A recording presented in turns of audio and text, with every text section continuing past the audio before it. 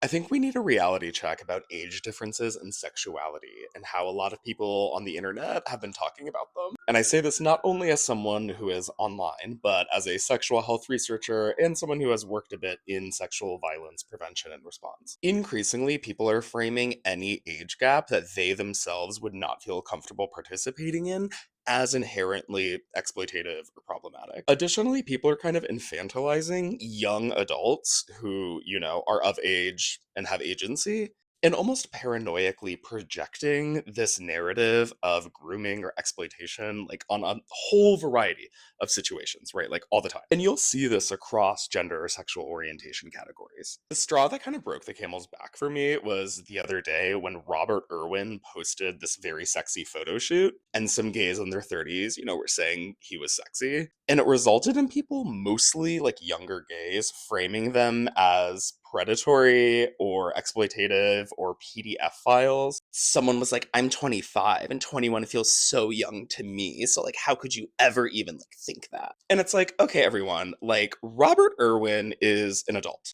a celebrity who is the child of a celebrity and elected to do a photo shoot that looks like this, where he is underwear modeling and posing with a snake suggestively. We are actually bombarded by images like this all day, every day, pretty much. Saying that that is hot or that someone finds him sexy, even if they are older, is not sexual violence, nor is it explicit proof of a pattern of sexual exploitation or harm. And I think this hypervigilance for this sort of thing comes from a good place a lot of the time, and actually is kind of a result of a lot of public education about sexual violence and power dynamics. People are aware of like patriarchal power dynamics between older men consistently preying on younger vulnerable women. People are attentive to the fact that many LGBTQ teens and young adults are particularly vulnerable or looking for community or acceptance and can be taken advantage of. And those are awesome and very important things to be aware of. But completely overriding sexually mature young adults' agency and ability to make choices about their bodies and what they want in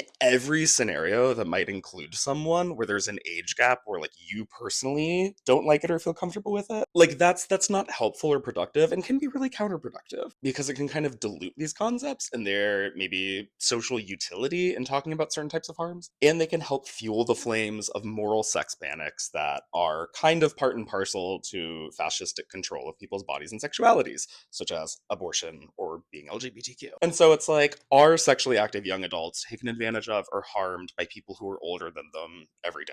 Absolutely. Can age gaps contribute to power differences that might produce a troubling sexual dynamic?